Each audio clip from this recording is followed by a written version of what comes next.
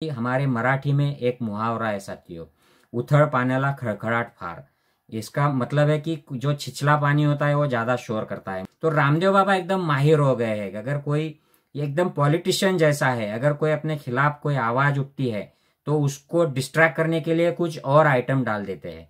तो एक मन में ये अस्वस्थता आ जाती है लोगों को। हमें भी, हम तो मनुष्य है, हम कोई बुद्ध थोड़ी हो गए हैं। साथियों जय हिंद, मैं डॉक्टर संग्राम पाटिल इंग्लैंड से बात कर रहा हूँ। साथियों, इंडियन मेडिकल एसोसिएशन ने रामदेव जो है योगा पढ़ाने वाले और पतंजलि उद्योग समूह के मालिक है वो, उन पर कार्रवाई की मांग की है। इसी सिलसिले में मैं इस वीडियो में कुछ बातें रखना चाहता हूँ।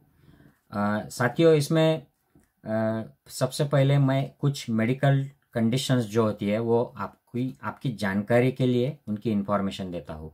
मैं ये नहीं कहना चाहता हूँ कि ये कंडीशंस किसी व्यक्ति में एग्जिस्ट करती है, सिर्फ आपकी जानकारी के लिए। कि कुछ लोग ऐसे होते हैं जिनको बार बार सारे लोग हमारे तरफ देखते रहे, हमारी ही बात सुनते रहे, सारी दुनिया में, पूरे समाज में सिर्फ हमारा ही बोलबाला चले, हम ही सेंटर ऑफ अट्रैक्शन रहे, ऐसे उनको लगता है। तो ये अटेंशन सीकिंग हो जाते हैं। उसके लिए वो किसी भी हद तक जाते हैं, अपने बैनर छपवाते हैं, प्रोग्राम्स में भाषण बाजी करते हैं, टीवी में एड्स देते हैं, और कोई अगर ध्यान नहीं देता है तो कुछ भी वक्तव्य करते रहते हैं। तो ये एक साइकोलॉजिकल सी सिचुएशन हो जाती है। कुछ लोग ऐसे ऑब्सेसिव होते हैं कि उनको हिस्ट्रियोनिक ऐसे एक्सटेंड तक वो चले जाते हैं, जिसको हिस्ट्रियोनिक कहते हैं। और इसके साथ ही एक कंडीशन जुड़ी होती है जिसमें बार बार लोग झूठ बोले जाते हैं। फिर वो पॉलिटिक्स के बारे में हो, स्वास्थ्य के बारे में हो, या देश के समाज के बारे में हो, कुछ ना कुछ वो बोलते रहते हैं। ऐसे सिचुएशन को ये नाम देखिएगा, ये उसको माइथोमैनिया या मिथोमैनिया कहते हैं, या स्यूडोलॉजिया फंटास्टिका, ऐसे अलग अलग नाम होते हैं। मैं किसी के ऊपर ये क्लेम नहीं कर रहा हूँ कि ये उन व्यक्ति से मिलते हैं, लेकिन आपके इंफॉर्मेशन के लिए मैंने ये बता दिए। तो साथियों, मेडिकल फील्ड में जैसे ही कोविड आ गया तो दुनिया भर में लोगों ने कई सारे क्लेम किए। इंडिया में भी काफ़ी सारे क्लेम्स हुए।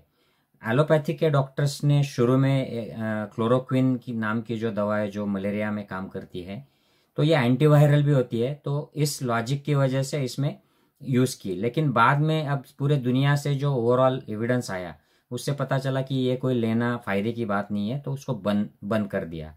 आयुर्वेदा के लोगों ने उनके जो इम्यूनिटी बूस्टर, उनके हिसाब से जो मेडिसिन होते हैं वो ट्राई किए, कुछ काढ़े दिए, कुछ मेडिसिन दिए, लेकिन अब तक उनका भी कुछ ऐसा साइंटिफिक एविडेंस नहीं आया है, कोई पब्लिश्ड अच्छा इंटरनेशनल लेवल पे या नेशनल लेवल पे भी कोई अच्छा इस्टेब्लिश नहीं हुआ है। वैसे होम्योपैथी ने किया, और ये अभी भी चल रहा है। मतलब कोई भी पैथी ले लो, ये पैथी के जो हम वार शुरू कर देते हैं, युद्ध शुरू कर देते हैं, इन लोगों को जानना चाहिए कि साइंस और एविडेंस का पैथी से कुछ लेना देना नहीं होता है। आप कोई भी पैथी की दवा, चाहे वो गोबर हो, गोमूत्र हो, बाइबल पढ़ना हो, कुरान पढ़ना हो, या कोई यज्ञ करना हो, हवन करना हो, अगर कोई क्लेम करता है कि इससे कोरोना ठीक हो जाएगा या इससे कोरोना आपको छू तक नहीं पाएगा, तो इसके लिए स्टडीज होनी चाहिए। मतलब जो मेडिकल फील्ड है ये स्टडी मांगती है। अगर आप ये प्रूव कर दे कि बाइबल या कुरान पढ़ने से, नमाज अदा करने से एक ग्रुप जो है वो ये सब कर रहा है, जो भी कर रहा है, और वो ग्रुप कोरोना से मुक्त रहा, कोरोना उनको हुआ तो वो जल्दी बाहर आ गए और वो मरे नहीं, या ऐसे समाज में किसी ने किया या ऐसे देश में किया और उसको उनका फायदा हो गया, और दूसरा जो समाज था, दूसरे जो लोग थे, उन्होंने ये किया नहीं और उनमें ज़्यादा हानि हो गई।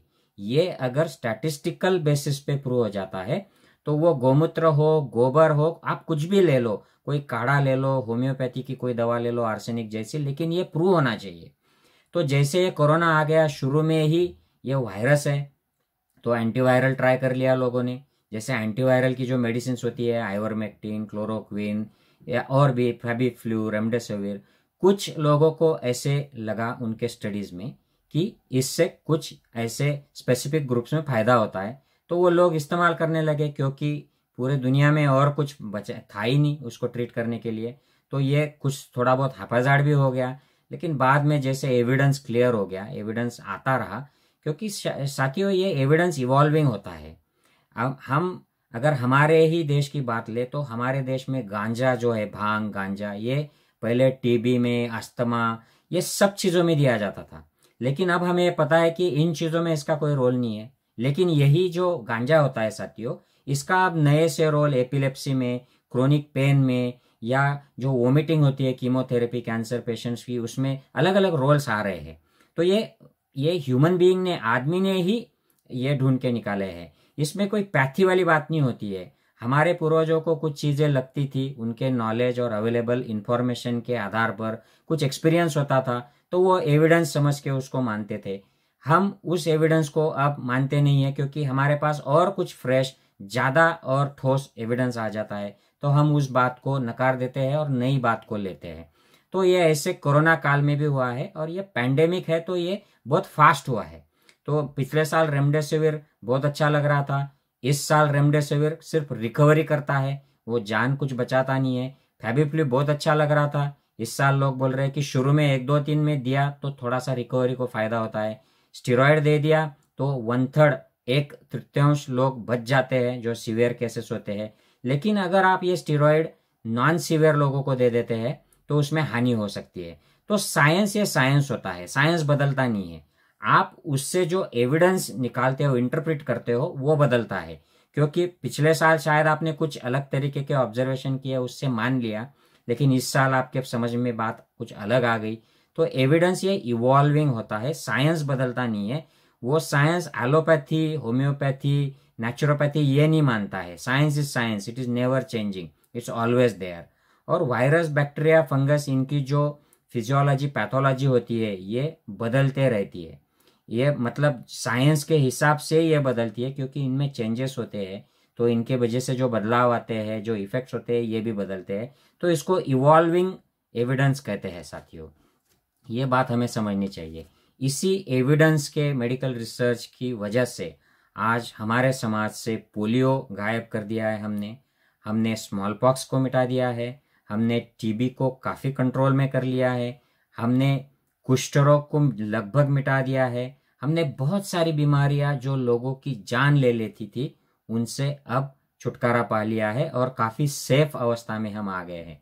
अब मलेरिया की वैक्सीन यहाँ के ऑक्सफोर्ड यूनिवर्सिटी ने बना ली है, उनके फेज 3 ट्रायल चल रहे हैं। तो मलेरिया भी काफ़ी, हम वैसे भी मलेरिया में काफ़ी आगे निकल चुके हैं, हम काफ़ी उसकी डेथ रेट जो है कम कर चुके हैं।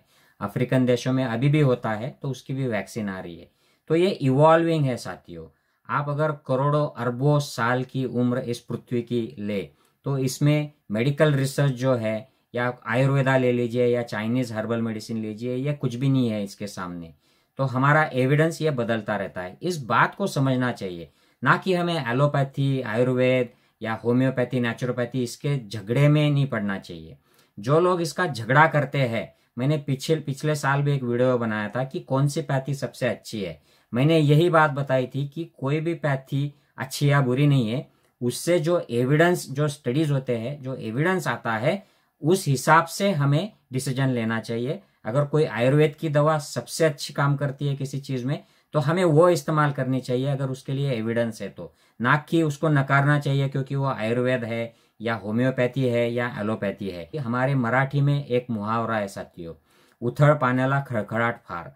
इसका मतलब है कि जो छिछला पानी होता है वो ज्यादा शोर करता है। मुझे हिंदी में कोई इसका मुहावरा है या नहीं पता नहीं। जो shallow water makes more noise, जो लोग, जिनको ये समझता नहीं है, वो ज्यादा आवाज करते हैं, वो गरजते हैं। तो ऐसी बात आजकल हो रही है साथियों। पिछले साल जैसे ही ये कोरोना आ गया, तो अलग अलग दावे हुए, उसमें कोरोनिल नाम की एक दवा आ गई। मुझे याद है जून के महीने में पहले एविडेंस आने वाला था, ट्रायल के रिजल्ट्स आने वाले थे, लेकिन वो कुछ नहीं आए, सीधा मेडिसिन लॉन्च हो गया। तो हम जैसे जो लोग थे, हमने एविडेंस मांगा कि भाई इसके ट्रायल के रिजल्ट्स कहाँ है, क्योंकि आप क्लेम कर रहे हो इतना पॉजिटिव हो जाता है, इतना निगेटिव हो जाता है, ये तो नेचुरली हो जाता है। तो आपने क्या किया? तो वो बात वहां पर कुछ जमी नहीं, रामदेव की पोल खुल गई। उसके बाद वो वहां तक बात तो सीमित नहीं रही। वहां पर इंडिया में गवर्नमेंट में जो लोग हैं, रामदेव के फेवर के लोग हैं, हमें ये पता है, इसने कई सारे दावे पेट्रोल के, डॉलर के और इकोनॉमी के, ब्लैक मनी के किए जो फेल हो गए। तो अब कोरोनिल के बारे में जब वो एक्सपोज हो गया तो उसने समहाउ मैनेज कर लिया, इसको इम्यूनिटी बूस्टर में कन्वर्ट कर दिया और फिर टीवी ऐड के जरिए ये बेचता रहा। जब यहाँ पर लंदन में ये मेडिसिन आ गई तो बीबीसी ने बर्मिंघम यूनिवर्सिटी को साथ में लेकर इसको एक्सपोज कर दिया, रामदेव को। और कोरोनिल ये कोई इम्यूनिटी नहीं बढ़ाती है और इसका कोरोना में कोई रोल नहीं है, ऐसा क्लियर कर दिया। तो दूसरी जब लहर आ गई तो ये फिर से कोरोनिल लेके आ गया। इस बार स्वास्थ्य मंत्री को साथ में ले लिया जो डॉक्टर है, लेकिन फिर भी रामदेव के साथ खड़े हो गए। तो इसके बाद भी हमने जब एविडेंस मांगा हम लोगों ने कि भाई इसके एविडेंस कहाँ है, स्वास्थ्य मंत्री के ऊपर काफी सारी क्रिटिसिज्म हो गई। और ये WHO के सर्टिफिकेशन का जो मसला आया उसमें WHO की तरफ से क्लैरिफिकेशन आ गया कि हमने कोई भी मेडिसिन को ऐसे अप्रूवल नहीं दिया है। तो ये फिर से एक्सपोज हो गया। तो ये ट्राई ये कर रहे हैं कि किसी तरह मैं कोरोना के दरमियान ऐसे मास्टर साबित हो जाऊं, लेकिन हो ये रहा है कि कोई भी उनका जो अस्त्र है ये चल नहीं रहा है। तो ये एकदम डेस्परेट हो गए। और उसी में एक न्यूज आ गई कि वो पतंजलि के आश्रम में ही कुछ लोगों को कोविड हो गया। ये ज्यादा ना फैले ये न्यूज, इसलिए रामदेव बाबा ने फिर हम टाइप 1 डायबिटीज, जो इंसुलिन के डायबिटीज होते हैं, इंसुलिन डिपेंडेंट, उनको क्योर कर दिए, ऐसे वीडियो रिलीज कर दिए। तो रामदेव बाबा एकदम माहिर हो गए हैं। अगर कोई एकदम पॉलिटिशियन जैसा है, अगर कोई अपने खिलाफ कोई आवाज उठती है तो उसको डिस्ट्रैक्ट करने के लिए कुछ और आइटम डाल देते हैं। तो रामदेव ने ये वीडियो रिलीज कर दिए टाइप 1 डायबिटीज के। तो इस पर जो भारतीय मूल के जो डॉक्टर है दुनिया भर के, उन्होंने, और इंडिया के जो डॉक्टर्स है जो डायबिटीज ट्रीट करते हैं, उन्होंने काफी आवाज उठाई, लोगों में जागृति फैलाई कि आप इंसुलिन बंद मत करो, इस पर ऐसा कोई आधार नहीं है, ये सब क्लेम्स है। तो उसमें भी रामदेव फेल होते हुए दिखाई दिए। तो रामदेव का ये सिलसिला यहाँ पर नहीं रुकता है साथियों। ये काफी ऑब्सेसिव टाइप अटेंशन सीकिंग की, मैं जो कहता हूँ वही सच है और मेरे ही द्वारा ये होना चाहिए, and I should be the king, मेरी बात झूठ कैसे हो सकती है। तो एक मन में ये अस्वस्थता आ जाती है लोगों को, हमें भी, हम तो मनुष्य है, हम कोई बुद्ध थोड़ी हो गए हैं। तो ये अस्वस्थता आ जाती है। तो ये मन की अस्वस्थता जब अनियंत्रित होती है तो ये वाणी पर उतर जाती है। तो हम बेताल बातें करने, अनकंट्रोल बातें करना शुरू कर देते हैं, जो हम देख रहे हैं रामदेव बाबा की तरह। और इससे भी आगे अगर निकल जाए तो हमारे जो शरीर के कर्म है वो इससे दूषित हो जाते हैं, अनकंट्रोल हो जाते हैं। जैसे रामदेव बाबा कोरोनिल लॉन्च कर देते हैं एविडेंस करके, कोई टाइप 1 डायबिटीज की इंसुलिन से छुटकारा देने वाली न्यूज लॉन्च कर देते हैं। तो यह शरीर के कर्म पर चला जाता है। यह मन की जो अस्वस्थता है, ये सारे दुखों की जड़ है। ये रामदेव बाबा को अब कौन समझाए, मुझे पता नहीं है। इसके बाद रामदेव बाबा ने इससे भी बाहर निकलने के लिए कुछ ऑक्सीजन सिलेंडर्स वाली और ऑक्सीजन वाली बात कर दी। उसमें लोगों को क्रिटिसाइज कर दिया कि आप लोग ऑक्सीजन और बेड्स और मौत के बारे में ही बोल रहे हो, कुछ पॉजिटिव बोलो, या ऑक्सीजन के सिलेंडर तो आपके शरीर में ही है। तो इससे ये भी पता चल गया कि रामदेव किसी पॉलिटिकल मोटिवेशन से बोल रहे हैं। लेकिन जब क्रिटिसाइज हो गए रामदेव बाबा को, फिजियोलॉजी, पैथोलॉजी, ये डिसीज कुछ समझता नहीं है, ये जब एक्सपोज हो गया तो रामदेव बाबा एकदम बौखला से गए। ये बौखलाहट ही ऐसा आती है जो अब इस बार जो उन्होंने कहा है कि एलोपैथी ये अच्छा साइंस नहीं है, या एलोपैथी की मेडिसिन से लोग मर रहे हैं, इसको एविडेंस नहीं है, उसको एविडेंस नहीं है। साथियों, ये हम मानते हैं। एलोपैथी का कोई भी प्रैक्टिशनर ये मानकर नहीं चल रहा है कि रेमडेसिविर से बहुत जानें बच रही है, या कोई भी एंटीवायरल से जानें बच रही है, या कोई मैजिक दवा आ गई है। ये सब जानते हैं साथियों, क्योंकि ये एविडेंस जो है ये इवॉल्विंग है। प्लाज्मा भी कुछ खास पेशेंट ग्रुप्स में अभी भी स्टडीज चल रहे हैं, लेकिन ये ज्यादा कुछ फायदे का नहीं होता है। ये इवॉल्विंग एविडेंस है। पिछले साल लग रहा था कि ये हेल्प करता है, इस साल ये लगा है कि नहीं, ये सब जो ऑब्जर्वेशन है इसमें ऐसी ऐसी बातें हैं, तो ये कुछ ज्यादा फायदे का नहीं है, तो ये देने में कोई फायदा नहीं है, तो ये बंद करे। इसी को एविडेंस बेस्ड मेडिसिन कहते हैं। ऐसा नहीं है कि 5000 साल पहले हमारे पुरखों ने कोई बोल दिया कि इससे इम्यूनिटी बढ़ती है, इससे ऐसे ऐसे होता है, बस उसको ही मानो, उस पर रिसर्च की जरूरत नहीं है, हमने कर लिया है, जैसे हमारे देश में कुछ लोग मानते हैं कि। तो ये मेडिसिन में एविडेंस बदलते रहता है साथियों, और हम जो सच बात सामने आती है, लेटेस्ट आती है, उसको एक्सेप्ट करते हैं। इसी को एविडेंस बेस्ड मेडिसिन कहते हैं। और इसी की वजह से दुनिया में आज लाखों करोड़ों जानें बचती है।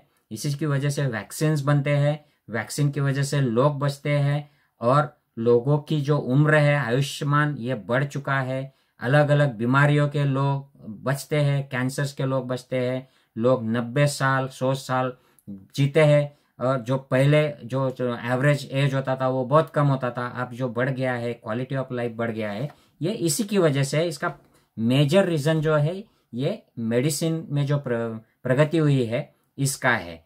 लेकिन ये रामदेव बाबा जैसे जो लोग हैं जिनका कोई मेडिकल क्वालिफिकेशन नहीं है, तो ये छिछले ज्ञान के ऊपर इनको सिर्फ बिजनेस करना मालूम है, इनको एक पॉलिटिसाइज करके पॉलिटिकल साइड लेके उनके जरिए अपने बिजनेस बढ़ाने का इनका एक रवैया होता है, और एक ऑब्सेशन होता है कि हम कहे वही सच, हमारी ही दवा से काम चलेगा, बाकी जो लोग कर रहे हैं ये गलत है। तो ये जो एक साइकोलॉजिकल स्टेट ऑफ माइंड हो जाता है कुछ लोगों का, इसी में बाबा फंसे हुए लगते हैं। मुझे लगता है कि ये जो वक्त है ये एविडेंस के साथ बात करने का है। अगर रामदेव को लगता है कि कोई दवा से लोग मर रहे हैं तो उन्होंने आंकड़े देने चाहिए और स्टडीज के रिजल्ट्स बताने चाहिए।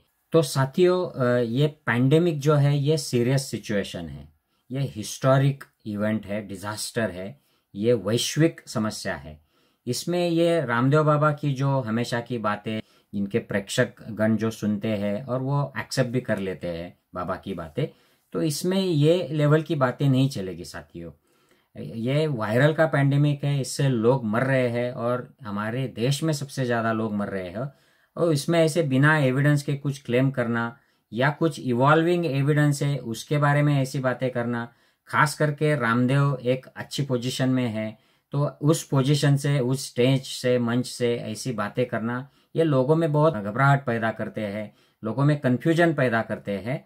तो मैं ये चाहूँगा, मैं ये अपील करूँगा इंडियन मेडिकल एसोसिएशन से भी कि इनकी मजबूरियाँ है, ये अस्वस्थ हो चुके हैं, काफ़ी सारे जो फेल्यूर्स इनको आए हैं, खास करके गवर्नमेंट के परफॉर्मेंस अच्छा नहीं रहा तो उनको सवाल पूछे जाते हैं, बाबा काला धन नहीं आया, बाबा डॉलर की कीमत कम नहीं हुई, रुपए की नहीं बढ़ी, बाबा ये पेट्रोल डीजल कम नहीं हुए, बढ़ गए, तो उनको वो फ्रस्ट्रेशन रहता है। और फिर कोरोना काल में ये कोरोनिल और ये सब चीज़ों की वजह से फ्रस्ट्रेशन हो गया है, तो इसकी वजह से वो ऐसी बातें करते रहते हैं। तो इंडियन मेडिकल एसोसिएशन उनको इग्नोर करे, उनको माफ़ करे, और मीडिया, सोशल मीडिया के जो हमारे साथी है, इंडियन मीडिया खास करके, उनको भी दरख्वास्त करूँगा कि इनको इग्नोर करे, बस छोड़ दो उनके हाल पर। I think that is the best strategy to avoid nuisance in this pandemic situation. अभी हमें लोगों को बचाना है, लोगों को सही नॉलेज देना है, और ज़्यादा से ज़्यादा साइंटिफिक इंफॉर्मेशन स्प्रेड करना है। और हमें यह भी ख्याल करना है मेडिकल कम्युनिटी को कि जैसे ही कोई एविडेंस आता है किसी चीज़ के लिए या किसी चीज़ के खिलाफ, तो हमें उसको तुरंत इम्प्लीमेंट करना है ताकि लोगों को ज़्यादा से ज़्यादा हम फायदा पहुंचा सके। साथियों, I hope this video makes sense. ज़्यादा से ज़्यादा लोगों में इसको शेयर कीजिए ताकि हम ऐसे जो उथला नॉलेज पर जो लोग बड़े बड़े मंचों से चिल्लाते हैं, लोगों में कन्फ्यूजन पैदा करते हैं और अपने राजनीतिक और आर्थिक स्वार्थ के लिए लोगों को फंसाते हैं, ऐसे लोगों को एक्सपोज कर पाए। जय हिंद साथियों।